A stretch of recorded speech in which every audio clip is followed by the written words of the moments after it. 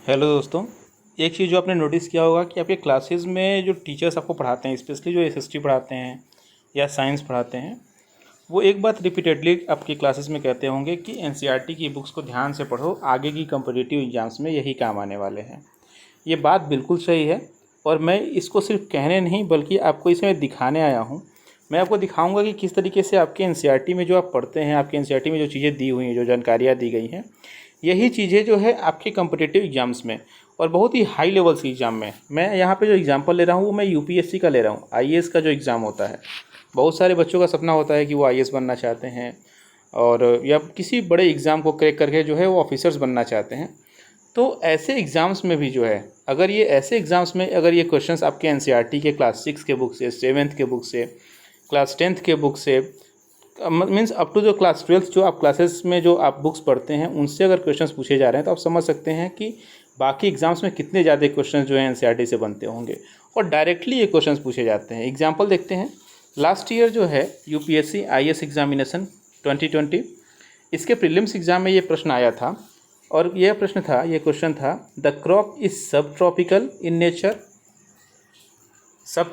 Nature, hard Frost is injurious to it, it requires at least 210 frost-free days and 50 to 100 centimeters of rainfall, lightweight drained soil capable of retaining the moisture, and then this. Okay, so ये सब conditions दी हुई थी कि एक crop है जो कि सब ट्रॉपिकल नेचर का है, हार्ड फ्रॉस्ट उसके लिए इंजरियस है, 210 फ्रॉस्ट फ्री डेज चाहिए उसके लिए, 50 to 100 सेंटीमीटर रेनफॉल चाहिए और एक ऐसी मिट्टी चाहिए जो मॉइस्चर को रिटेन कर सके। अब इसमें से आपको आइडेंटिफाई करना है कि ये कौन सा क्रॉप है, ये कॉटन है या जूट है या शुगर केन है या टी है, किसकी कंडीशंस ये दी गई हैं। तो ये जो प्रश्न दिया गया है ये बहुत डिफिकल्ट प्रश्न नहीं है। अगर आप एनसीईआरटी को अच्छे से पढ़ते हैं, अगर आप क्लास 10th की एनसीईआरटी पढ़े हैं, आपने क्लास 8th की एनसीईआरटी पढ़ी है, तो आप इसका आंसर बहुत ही ईजिली बता सकते हैं।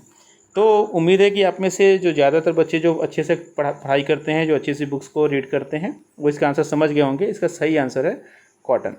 देखते हैं इसको कहाँ दिया है आपके एनसीईआरटी में। ये है क्लास 10th की NCERT, contemporary India part 2 geography NCERT chapter number 4 page number 42 आपके टेक्स्ट बुक में दिया हुआ है, आप इसे चेक कर सकते हैं। यहाँ पे क्या लिखा है कॉटन के बारे में, इसमें एक की टर्म लिखा हुआ है। क्या लिखा है कि it requires 210 frost free days. प्रश्न में यही लिखा था। The same thing was written in the question and again one more thing is given there, it is black cotton soil. और जो फर्स्ट चैप्टर है आपके क्लास 10th की ज्योग्राफी में, उसमें ब्लैक कॉटन सॉइल का जो फीचर दिया है उसमें ये चीज़ लिखा हुआ है कि ये जो है मॉइस्चर को होल्ड करता है लंबे समय तक और इसीलिए ये कॉटन के लिए सूटेबल सॉइल है। तो आप इन चीज़ों को जब आप पढ़ते हैं, स्पेशली जो 210 फ्रॉस्ट फ्री डेज, ये किसी और क्रॉप के लिए नहीं दिया गया। ये किसी और क्रॉप के लिए ज़रूरी नहीं है कि वो 210 फ्रॉस्ट फ्री डेज चाहिए। तो आप बहुत ही ईजिली इसको गेस कर सकते हैं। क्लास 10th की ये एनसीईआरटी के ज्योग्राफी के बुक में चैप्टर नंबर 4 में पेज नंबर 42 पे दिया हुआ है। Same information is given in class 8th history geography also. Resources and development geography book class 8 chapter number 4 agriculture and page number 43।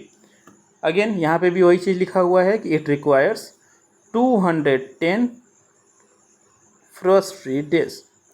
बहुत ही ईजी है इस चीज़ को गेस कर पाना कि ये कौन सा क्रॉप है। तो ये आप देख रहे हैं कि सीधे डायरेक्टली क्वेश्चन जो है यूपीएससी आईएएस के प्रीलिम्स एग्जाम में आपके एनसीईआरटी से पूछा गया था ये प्रश्न। तो अगर आप अच्छे से एनसीईआरटी बुक्स पढ़ते हैं तो आगे आपको इसके बेनिफिट्स मिलेंगे। जो बच्चे अच्छे से एनसीईआरटी स्कूल डेज में नहीं पढ़ते हैं, तो जब वो कम्पिटिटिव एग्जाम्स की तैयारी करने के लिए किसी बड़े शहर में, दिल्ली में, बेंगलोर में, हैदराबाद में जाते हैं, तो फिर से वो एनसीईआरटी पढ़ते हैं, तो वो टाइम उनका कंज्यूम हो जाता है। 1 साल 2 साल उनको फिर से एनसीईआरटी क्लास 6 to 12 पढ़ने में लग जाता है। तो ये टाइम अगर आप अच्छे से अगर स्कूल डेज में पढ़ लेते हैं तो ये टाइम आपका बच जाता है। तो इसलिए आप अच्छे से एनसीईआरटी बुक्स पढ़िए, जो भी आपको पढ़ाया जाता है, और ख़ुद भी बुक रीडिंग कीजिए। Thank you.